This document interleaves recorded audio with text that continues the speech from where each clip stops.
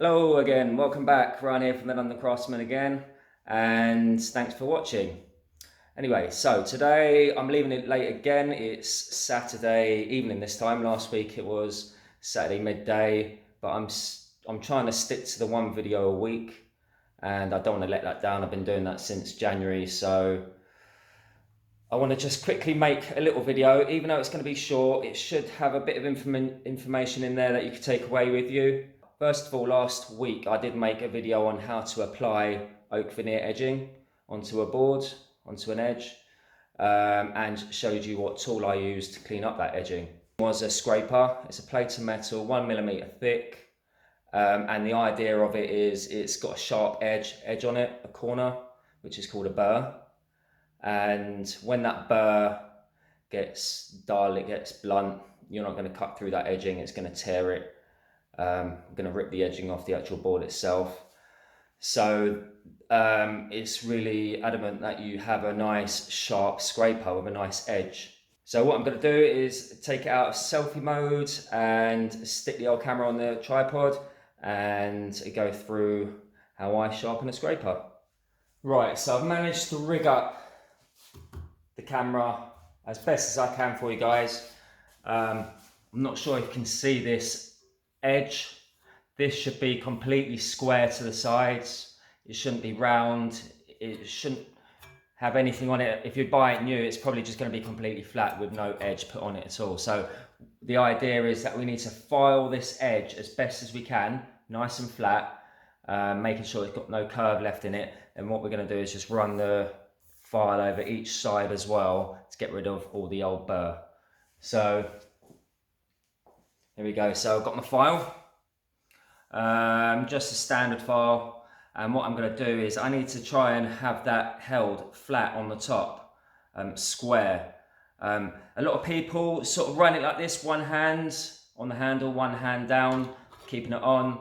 I like to put fingers either side and run my four fingers each side with the scraper in between. That way I can push down my thumbs and my body weight, keep it on.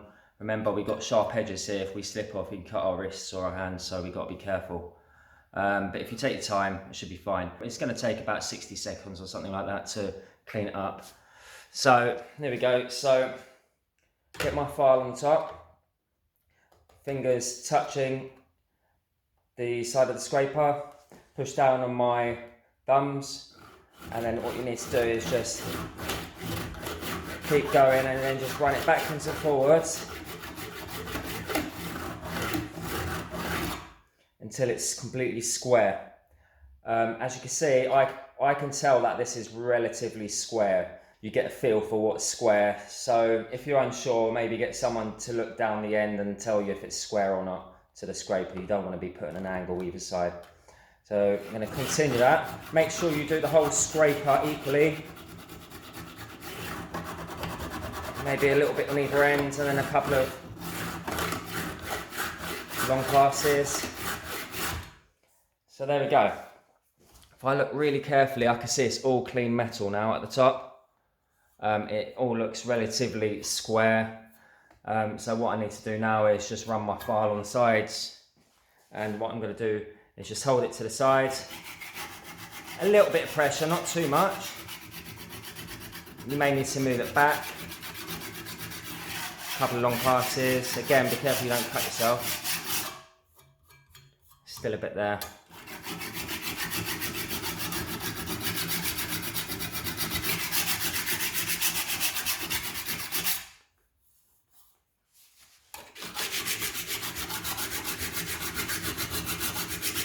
And while I'm doing this, I may as well run over a few details. The reason that you need to actually put an edge on this. See, what it is when you've got this square edge, it's a 90-degree square edge, that actual corner isn't enough to cut through or take any scratches out of a piece of timber or cut through your edging. What you're really trying to do is bend that metal over, giving yourself a little lip. So as you're putting pressure down with the burnisher, which is this, running it across, it's bending that metal over, giving you the burr. And that is the actual bit that cuts through the edging and gives you a nice easy job. So now I've done that on both sides of the file, got my burner sharp. It's just got a metal core, which is really the critical thing to giving you this edge. And what I do, keep it square and then just go over slightly, just out square, start from one end. You've got to make sure if your hands slip off, you're not going to slip off and knock your knuckles. So I sort of rig my hands up in a way that if it does come off, I'm not going to hurt myself. Start the scraper and put pressure. You saw there, it just moved on me, so you can tell you've got to be careful. And you just keep going. You can actually feel it pushing that metal down. Can you hear that? That's what we want. And usually, you know, when I'm cutting edging, it's the middle that I generally use more than anything. If you're scraping a piece of timber, then it's the middle, but you still want it to be sharp all the way across so you can utilise the tips too.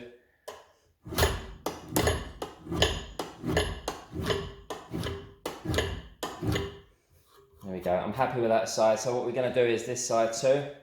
So keep it square, move it down to the right.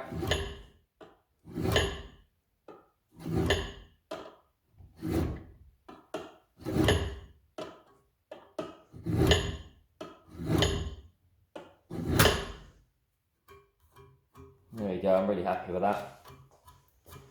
So that is all you need really. If you haven't got a burnisher, they're about 15 quid or so. Use a screwdriver, it might not last very long, or use a nice tough piece of metal. You definitely need a good file. Amazon sells some good scrapers, so look at my links for that. I've had this one for about 20 years, I'm sure I have. These don't wear out, they just go forever. So ultimately, when we trim, this one's already been done, but once you've put that edging on your board, you ideally need to get your scraper then and then use your scraper to cut that back. So yeah, that is literally all you need to know about how to sharpen a scraper. That's what I've been doing for years. Always works. They stay pretty sharp for a while anyway. You might not have to sharpen that much. You can also sharpen both edges or sharpen all your scrapers all in one hit.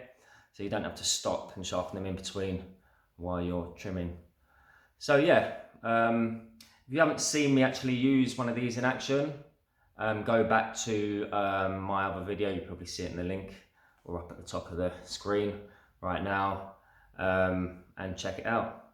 But other than that, guys, thanks for watching, and hopefully I'll have another video made for you next Sunday. See you later, guys. Bye for now.